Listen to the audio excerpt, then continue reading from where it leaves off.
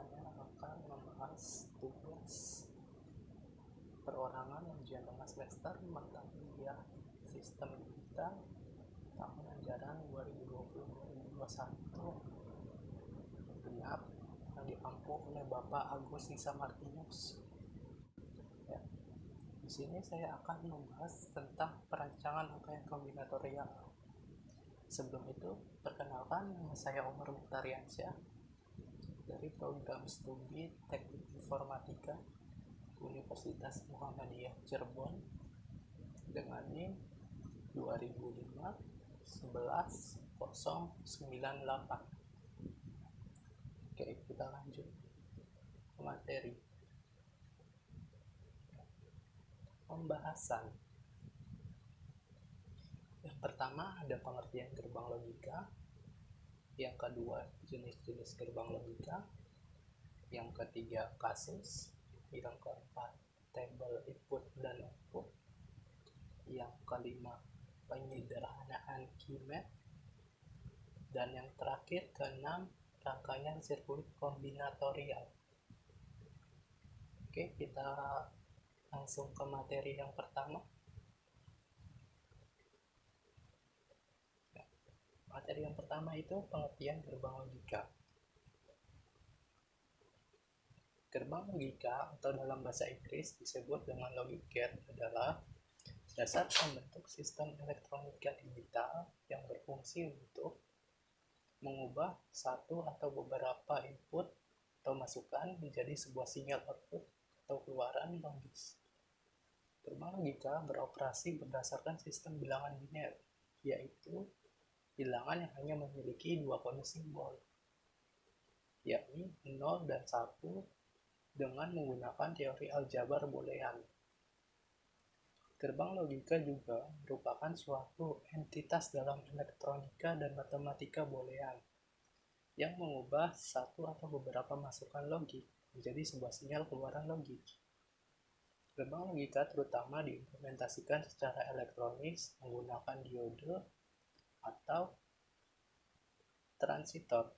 Akan tetapi, dapat pula dibangun dengan menggunakan susunan komponen-komponen yang memanfaatkan sifat-sifat elektromagnetik atau relay, cairan, optik, dan bahkan mekanik. Ya, kemudian yang kedua itu jenis-jenis gerbang logika. Yang pertama, NOT gate.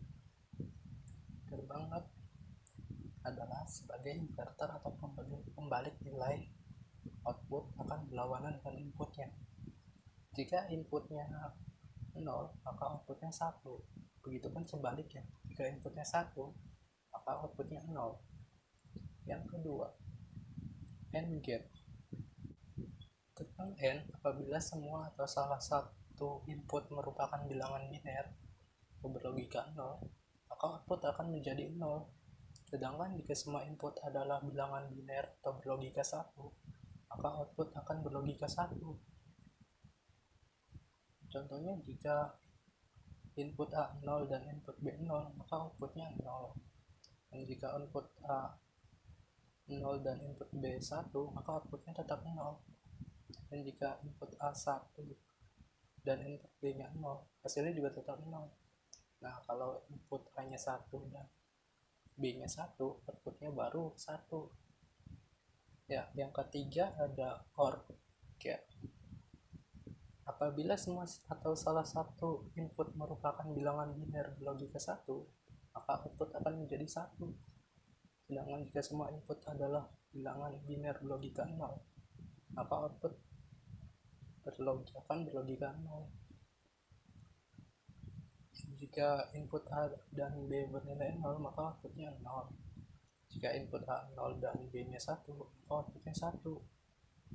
Nah, jika input A1 dan B nya 0, outputnya tetap 1. Dan begitu jika input A1 dan B1, outputnya tetap 1. Ya, yang ketiga ada NAND gate. Gerbang NAND apabila semua atau salah satu input bilangan biner berlogika 0, maka outputnya akan berlogika 1. Sedangkan jika semua input adalah bilangan biner berlogika 1, maka output akan berlogika 0. Contohnya input A 0 dan B 0, maka outputnya 1. Input A 0, B 1, maka outputnya 1. Input A 1, input B 0, maka outputnya 1. Dan apabila input A 1 dan B 1, maka outputnya 0. Terus selanjutnya ada NOR gate.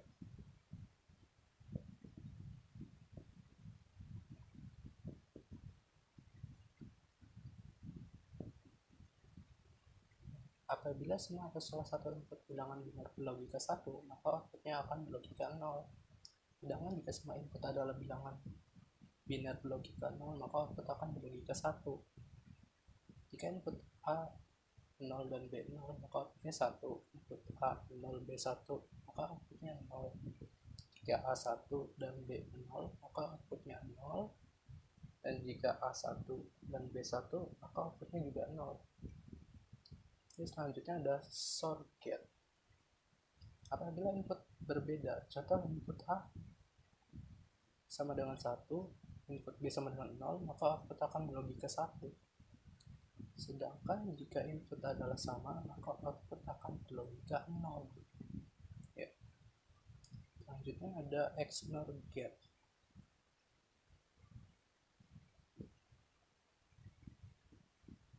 Apabila input berbeda, contoh input A sama dengan 1, input B sama dengan 0, maka output akan berlogika 0. Sedangkan jika input adalah sama, maka output akan berlogika 1. Terus kemudian ada switch dan ada lamp atau lampu. Ya, selanjutnya yang ketiga. Yang ketiga itu kasus. Membuat rangkaian logika kombinatorial yang memiliki 5 saklar on atau off dan satu display 16 segmen tersebut digunakan untuk menampilkan karakter sesuai yang diinginkan. Karakter yang diinginkan terdiri dari 12 sampai 15 karakter. Sesuai karakter yang pertama itu saya mengambil huruf O, yang kedua M, yang ketiga A, yang keempat R, yang kelima N, yang keenam U, yang ketujuh K, yang ke-8 H, yang ke-9 T, yang ke-10 A, yang ke-11 R, yang ke-12 underscore, yang ke-13 T, yang ke-14 I, dan yang ke-15 itu F. Selanjutnya itu ada bentuk display 16 segmen. Ya seperti ini bentuknya, dimulai dari S0 dan terakhir itu S1. Di sini kita bisa membuat beberapa karakter sesuai yang diinginkan. Misalkan saya membuat huruf karakter O. Di sini saya akan mengambilkan atau menyatakan S0, S1, S2, S3, S4, S5, S6, dan S7. Dan seterusnya. Ya, selanjutnya yang keempat itu table input atau output. Ya. Di sini terdiri dari 5 saklar yaitu T4, T3, T2, T1, dan T0. T4 ini selalu berawalan 1. 1001 itu saya menampilkan huruf O yang terdiri dari S0, S1, S2, S3, S4, S5, S6, dan S7. Begitupun seterusnya sesuai yang ada di tabel tersebut.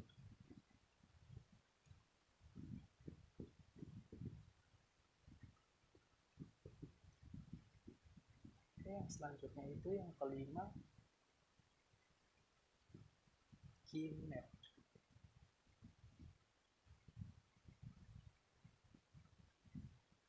Karena map atau key map adalah suatu teknik penyederhanaan fungsi logika dengan cara pemetaan. Key map terdiri dari kotak-kotak yang jumlahnya terdiri dari jumlah variabel dan fungsi logika atau jumlah inputan dan rangkaian logika yang sedang kita hitung. Langkah-langkah pemetaan key map secara umum: menyusun aljabar boolean terlebih dahulu, menggambar rangkaian digital, membuat tabel kebenarannya, merumuskan kebenarannya. Di sini saya mengambil contoh dari S0. Oh ya, nilai T4 itu sama dengan 1. Jadi apabila Di sini kan T3 0, T2 0, T1 1, T0 0. Kan di situ ada bilangan 1. Maka itu dituliskan kembali. Apabila 1 ketemu dengan 0, maka hasilnya negasi. Kan ini berarti 1 ketemu T4, T4 tetap. Dan 1 ketemu T3. Di sini kan T3-nya 0. Akan ditulis jadi negasi T3. Gitu kan seterusnya. Nah, apabila jaraknya ini dari pojok ke pojok itu bisa dieliminasikan atau diekspresikan. Caranya sama dengan yang tadi. Nah, tinggal penjumlahannya. Misalkan ada yang berbeda, T0 dijumlahkan dengan negasi T0, maka hasilnya 0. Begitupun seterusnya. Jika ada yang positif ketemu yang negatif, maka hasilnya 0. Oke, sampai semua diturunkan langsung. Di sini kita dapat mengekspresikannya, yaitu T4 negasi T3 negasi T2 T1 negasi T0 tambah T4 negasi T3 negasi T1 T0 ditambah T4 negasi T3 T2 kemudian negasi T1. Kemudian selanjutnya ada sirkuit 8 segmen dan 16 segmen. Yang pertama ini sirkuit S0 sampai dengan S7. Yang kedua sirkuit S8 sampai dengan SF. Dan yang ketiga sirkuit S0 sampai dengan SF. Yang terakhir itu 16 segmen, yaitu keseluruhan bentuk dari rangkaian kombinatorial. Selanjutnya yang keenam, rangkaian sirkuit kombinatorial. Nah, yang pertama ini ada sirkuit 1 yang terdiri dari S0 sampai dengan S7. Terdapat 5 saklar, yaitu T4, T2, T1, kemudian T0. Dan kemudian sirkuit yang kedua S8 sampai dengan SF sama juga, terdapat 5 saklar yang terdiri dari T4, T3, T2, T1, T0. Dan selanjutnya ada penggabungan kedua sirkuit 8 segmen menjadi 16 segmen. Nah, seperti ini gambarnya ya. Oke, yang selanjutnya bentuk rangkaian kombinatorial yang saya buat seperti ini.